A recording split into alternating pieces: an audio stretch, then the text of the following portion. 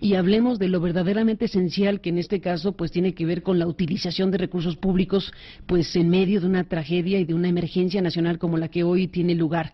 ¿Alguien va a investigar en México algo? Ya no digamos de los niveles de las investigaciones en Perú, que ya acabamos de darnos un pequeño acercamiento al tema. Algunas conductas que serían ya verdaderamente menores para los alcances que Perú tuvo sobre el personaje. Por ejemplo, hacerse pasar por rescatista. La revista Proceso, nuevamente le mandamos saludos al equipo de Proceso, que en este caso da un giro a la información del personaje y presenta un reportaje en su online. Ayer lo vi, lo leí ayer y lo retomo el día de hoy. Es un reportaje de la agencia APRO, en donde habla de que usurpar funciones de rescatista se puede castigar con prisión.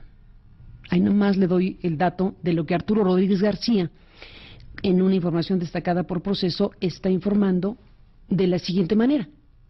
Las leyes y reglamentos en materia administrativa y de protección civil del Estado de México no autorizan la facilitación de servicios de rescate para particulares o que estos se sumen como voluntarios y mucho menos que puedan usar equipos y uniformes.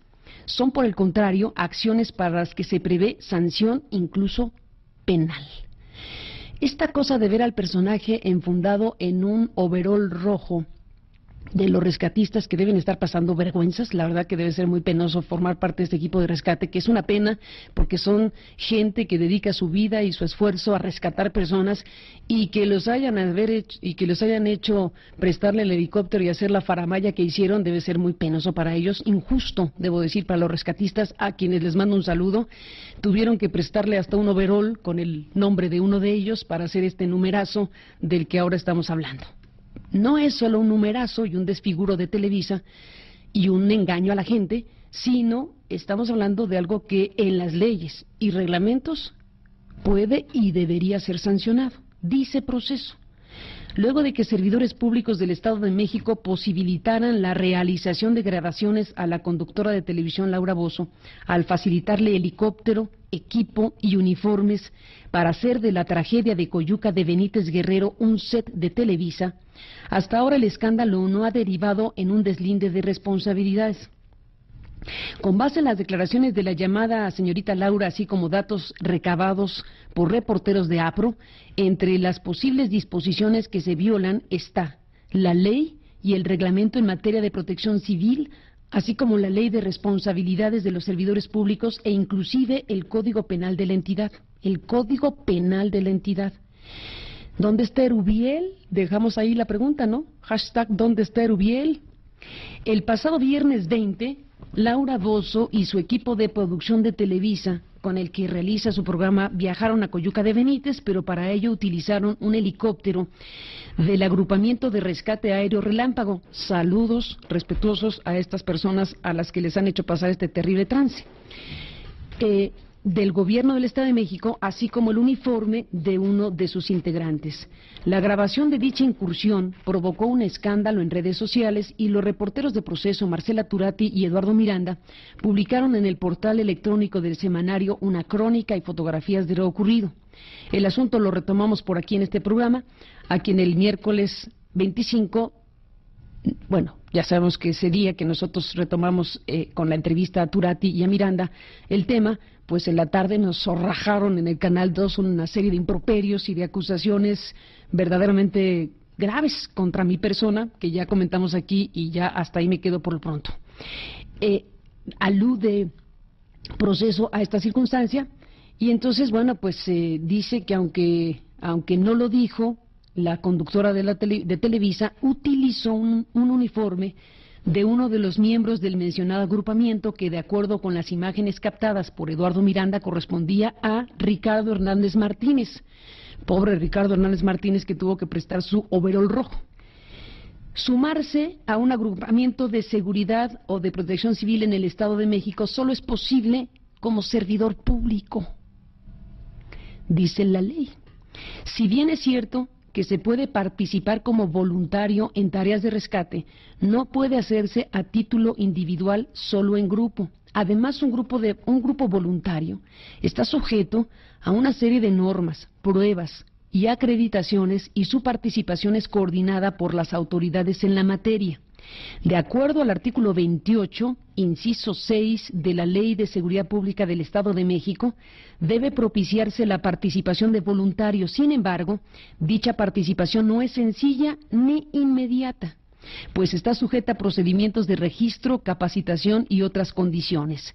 En cuanto al registro, dice proceso, el artículo 51 de dicha ley establece la existencia de un registro estatal de protección civil en el que deben inscribirse los cuerpos especiales permanentes y grupos voluntarios de prevención y auxilio en casos de desastre.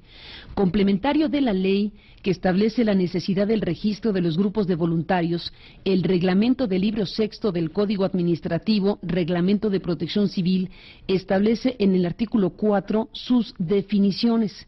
Se entiende por grupos voluntarios a las instituciones, organizaciones y asociaciones que cuentan con personal, conocimiento, especialización, experiencia, financiamiento y equipos necesarios, y prestan sus servicios en acciones de protección civil de manera altruista y comprometida. Puntualiza.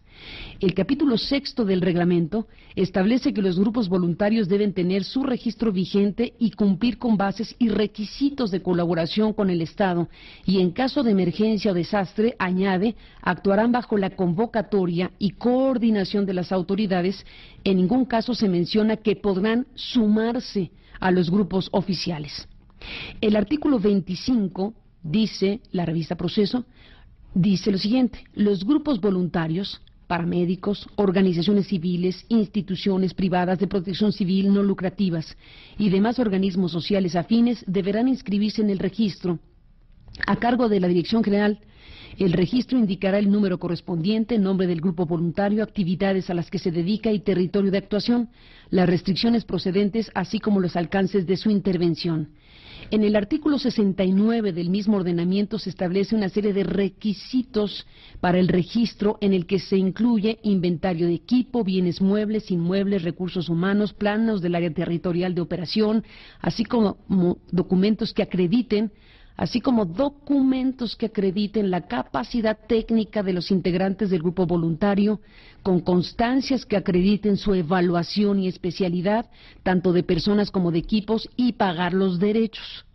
La inscripción en el registro no puede ocurrir en cualquier fecha del año, sino solo en los primeros 3 meses, durante los cuales también se renueva el registro, para lo cual se debe exigir la constancia de actualización de conocimientos. ¿Todo eso hizo la conductora estelar de Televisa? Por lo pronto en tiempo no, pero ahí está parte de lo que debería investigarse. Al declarar que se sumó al agrupamiento Relámpago, la conductora se ostentó entonces como servidor público, por lo que se realizó una búsqueda en la nómina del gobierno del Estado de México, la revista Proceso. Entonces, si se presenta como rescatista, entonces se presenta en calidad de servidor público, y entonces se buscó en la nómina del gobierno del Estado de México, pero no fue posible encontrar registro alguno sobre Laura Bozzo. De acuerdo con el artículo 176 del Código Penal del Estado de México, comete el delito de usurpación de funciones públicas o profesionales quien, sin ser funcionario público, se atribuya ese carácter o ejerza alguna función pública sin derecho, y se atribuya o acepte por cualquier medio el carácter de profesionista sin tener título legal, o ejerza los actos propios de una profesión sin título sin autorización legal. El mismo artículo establece que al ostentarse como miembro de una corporación pública o privada de seguridad sin serlo, la penalidad es de 3 a 8 años de prisión y de 50 a 300 días de multa. El delito además no requiere denuncia, pues se persigue de oficio. Por otra parte, el artículo 177 del Código Penal incluye el delito de uso indebido de uniformes, insignias, distintivos y condecoraciones. Comete este delito el que usare credenciales o cualquier medio de identificación, uniforme, insignias, distintivos o condecoraciones oficiales a que no tenga derecho, y se le impondrán de 1 a 5 años de prisión y de 30 a 105 días de multa. Si son utilizados para cometer algún ilícito, la pena aumentará hasta en una mitad. Viene en este reportaje especial toda la información acerca de la tripulación Relámpago, que fue fundada en la década de los 70, y bueno, pues viene todas sus tareas, que además de ser rescatistas, pues hacen tareas de protección civil, agrupamiento, es gente seria que hace su trabajo, hay que decirlo, y bueno, pues también viene descrito aquí en este amplio reportaje de la agencia APRO para la revista Proceso, en su reportaje especial de Arturo Rodríguez García, donde queda muy claro que hubo aquí usurpación de funciones de rescatista, algo que está tipificado como delito y que incluso se castiga con prisión. ¿Hay alguien ahí? Toc, toc. Buenos días, volvemos.